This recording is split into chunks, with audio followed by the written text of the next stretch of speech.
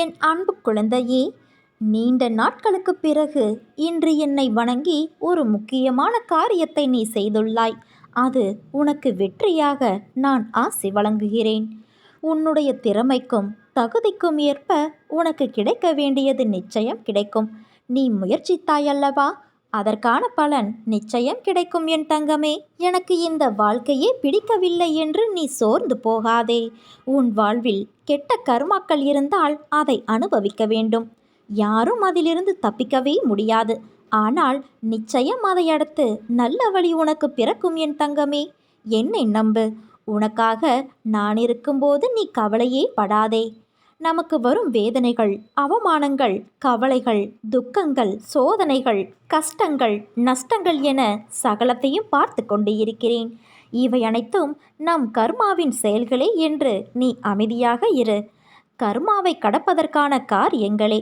உன்னுடைய கர்ம வினைகளையெல்லாம் பார்த்து கொண்டுதான் நான் இருக்கின்றேன். அவற்றிலிருந்து மீள்வதற்கான சகல உபாயங்களையும் உனக்கு சூச்சகமாக இருந்து நான் வழிகாட்டி கொண்டே இருக்கின்றேன். வாழ்க்கையே பிடிக்கவில்லை என்று ஒருபோதும் கலங்காதே, கவலைப்படாதே என் தங்கமே. கர்மாவிலிருந்து யாரும் தப்பிக்க முடியாது. அவற்றிலிருந்து உன்னை காக்கும் சக்தியாக உனக்கு அருகிலேயே இருந்து கொண்டு அரண் என உன்னை நான் காத்தருள்வேன். எந்த ஒரு வேதனைகள் வந்தாலும் சாய்ராம் சாய்ராம் என்று கண்களை மூடிக்கொண்டு 3 முறை சொல்லிக்கொள்.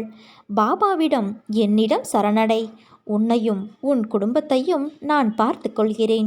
உன்னை என் கண் பார்வைக்கு எதிரே வைத்து கவனிக்கின்றேன். உன் செய்கைகள் அனைத்துமே நான் பார்த்து கொண்டே இருக்கின்றேன். உனது இயற்கையான இயல்பை கண்டு நான் வியந்து போகிறேன்.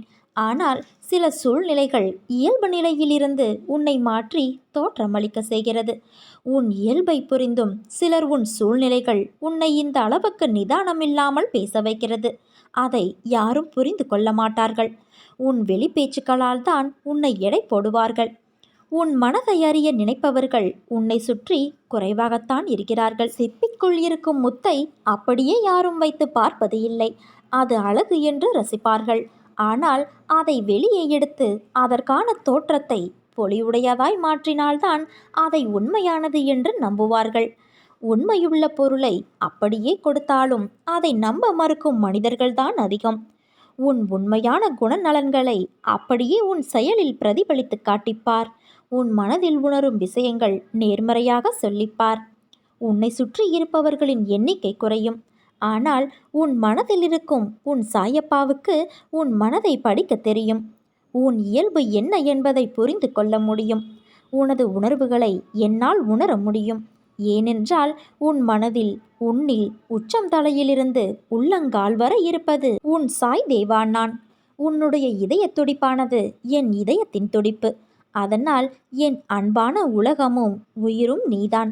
என் குழந்தையே, உன்னை விட்டு நான் விலகுவதும் இல்லை, உன்னை விலகி போகும்படி நான் செய்வதும் இல்லை.